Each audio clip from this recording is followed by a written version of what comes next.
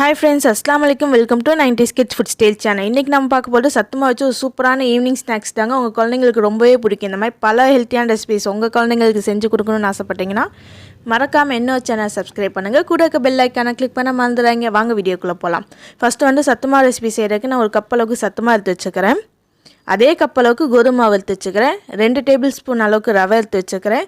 நான் நாட்டு சர்க்கரையோட ஒரு 4 ஏலக்காய் நான் போட்டு மிக்சியில் நல்லா பவுடர் பண்ணி எடுத்து வச்சுக்கிறேன். நீங்கள் நாட்டு சர்க்கரையை அப்படியே ஆட் பண்ணாங்க, பவுடர் பண்ணி ஆட் பண்ணுங்கள். நெக்ஸ்ட்டு 1/2 டம்ளர் அளவுக்கு நான் பால் எடுத்து வச்சுக்கிறேன். இப்போ ஒரு பிளேட்டில் சத்து மாவு, கோதுமை மாவு, ரவை, நாட்டு சர்க்கரை போட்டு கொஞ்சம் கொஞ்சமாக நான் பால் ஆட் பண்ணி நம்ம நல்லா மிக்ஸ் பண்ணிக்க போகிறோம். இது ஒரு சப்பாத்தி மாவு மாதிரி மிக்ஸ் பண்ணிக்கோங்க. நம்ம எந்த ஒரு சத்து மாவு ரெசிபிஸ் இந்த மாதிரி செஞ்சாலும் நீங்கள் கோதுமை மாவு ஆட் பண்ணிக்கிட்டிங்கன்னா அந்த ஸ்ட்ரெச்சர் நல்லாயிருக்கும். ஏன்னா சத்து மாவு ரொம்பவே ஹார்டாக இருக்கும். கொஞ்சம் கோதுமை மாவு ஆட் பண்ணிக்கிட்டோம் அப்படின்னோம்னா அதோட ஃப்ளேவர் நல்லாயிருக்கும். அதுக்காக ஆட் பண்ணிக்கிறோம். கொஞ்சம் கொஞ்சமாக நான் பால் ஆட் பண்ணிவிட்டு நான் மிக்ஸ் பண்ணிக்கிறேன். நிறையா பால் ஆட் பண்ணிடாதீங்க, ஏன்னா அது கொலன்னு போயிடும். ஏன்னா நம்ம சுகர் ஆட் பண்ணியிருக்கனா கையில் நல்லா பிசுன்னு ஒட்டும், நம்மளால் பிசையவே முடியாது. நீங்கள் நிறையா பால் ஆட் பண்ணிட்டீங்க அப்படின்னோம்னா அவங்களால ரொம்பவே பிசைய முடியாது, ரொம்ப கொலன்னு ஆயிரும். இந்த மாதிரி ஸ்டேஜில் நான் கொஞ்சமாக கீ ஆட் பண்ணிக்கிறேன்.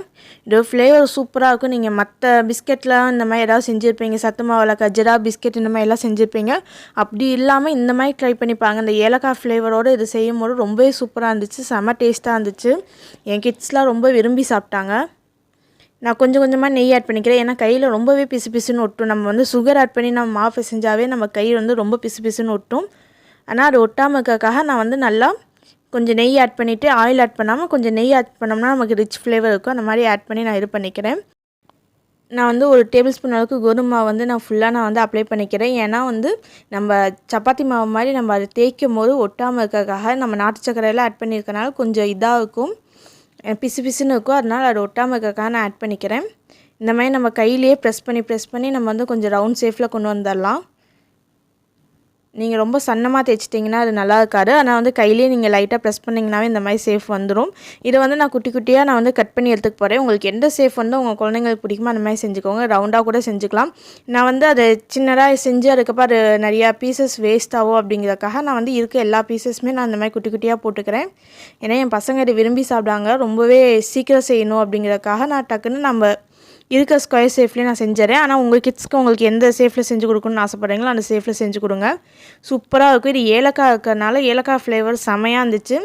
நான் ஃபஸ்ட் டைம் ஏலக்காய் போட்டு இந்த மாதிரி ஒரு ரெசிபி நான் செய்கிறேன். இது பிஸ்கெட் மாதிரி இருந்துச்சு. அந்த கடையிலலாம் அந்த குட்டி கேக் வாங்கி சாப்பிட்டாங்க, பிள்ளைங்களுக்கு நம்ம வாங்கி கொடுக்குற மாதிரி இருந்துச்சு. அதோட ஃப்ளேவர் நல்லா இருந்துச்சு. இந்த மாதிரி குட்டி குட்டியாக கட் பண்ணிக்கோங்க.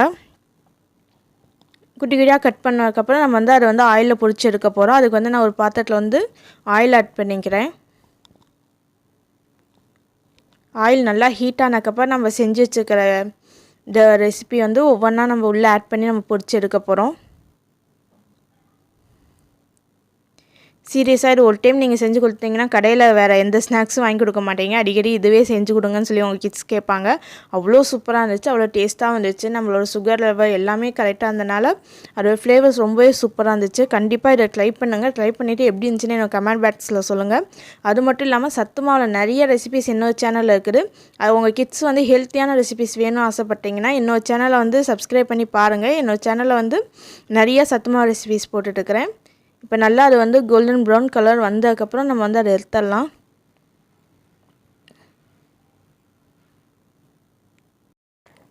இந்த ஸ்டேஜ் வந்ததுக்கப்புறம் நம்ம எடுத்துடலாம். நல்லாவே குக் ஆயாச்சு. இந்த மாதிரி கண்டிப்பாக உங்கள் கிட்ஸ்க்கு செஞ்சு கொடுங்க, ரொம்பவே விரும்பி சாப்பிடுவாங்க. ரொம்ப சூப்பரான நம்ம சத்துமாவு ரெசிபிஸ் ரெடி ஆயிடுச்சு. தேங்க்யூ ஃபார் வாட்சிங். பாய்.